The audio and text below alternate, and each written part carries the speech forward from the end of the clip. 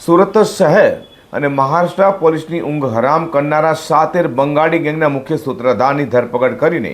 Amroli police અને Surat crime બ્રાન્ચને સફળતા મળવા પામી છે। મહારાષ્ટ્રના પુણે જિલ્લામાં આવેલા એક જ્વેલર્સની દુકાનમાંથી લાખો રૂપિયાની ગરફોડ ચોરી કરનાર મુખ્ય આરોપી માત્ર 22 વર્ષના સહિત બેને સુરતમાંથી ઝડપી પાડવામાં આવ્યા છે। સુરત પોલીસ કમિશનર અનુપમસિંહ ગેહલોત તથા joint ACP Mahendra Bagadiya, DCP Lakhdhirsinh Jhala અને એસીપી પાર્થ ચોમટિયા દ્વારા અનડિટેક્ટ મિલકત સંબંધી ગુનાઓ શોધી કાઢવા આપેલી સૂચનાને લઈને અમરોલી પીઆઈ જેબી વનાની ટીમ પીએસઆઈ આરબી ઝાલાના માર્ગદર્શન હેઠળ પેટ્રોલિંગમાં હતી।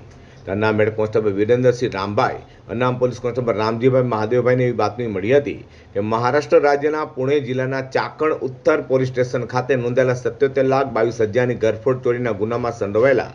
આરોપીઓ અમરોલી વેણીનાથ ગરનાળા પાસે આવવાના છે।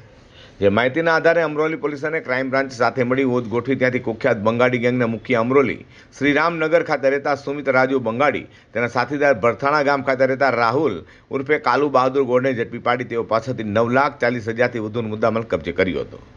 તો આરોપીની પૂછપરછ કરતા તેઓએ કબૂલાત કરી હતી કે આરોપી સુમિત રાજુ બંગાળી તથા રાહુલ બહાદુર ગૌડ અને મુકેશ ઉર્ફે અજય સાલવીએ અન્ય 3 મિત્રો સાથે મળી ગત 23મી એપ્રિલના રોજ રાત્રિના સમયે પુણેના ક્ષમતા જ્વેલર્સની દુકાન તોડી દુકાનમાંથી સોના ચાંદીના દાગીના તથા રોકડા રૂપિયા સહિત 77,22,000થી વધુની ચોરી કરી ભાગી છૂટ્યા હતા।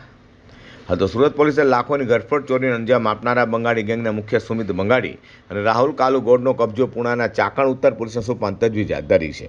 વધુમાં લાખોની ગરફોડ ચોરી કરનારો મુખ્ય આરોપી સુમિત રાજુ બંગાળી માત્ર 22 વર્ષની નાની ઉંમર ધરાવે છે, પરંતુ તેનો ગુનાહિત ઇતિહાસ જોઈને કાયદાના રક્ષકો પણ ચોંકી ઉઠ્યા છે। આટલી નાની ઉંમરે સુમિત બંગાળી વિરુદ્ધ અલગ અલગ પોલીસ સ્ટેશનોમાં ચોરી, ગરફોડ ચોરી અને આઈપીસી તેમજ બીએનએસની વિવિધ કલમો હેઠળ 14 જેટલા ગંભીર ગુનાઓ પણ નોંધાઈ ચૂક્યા છે।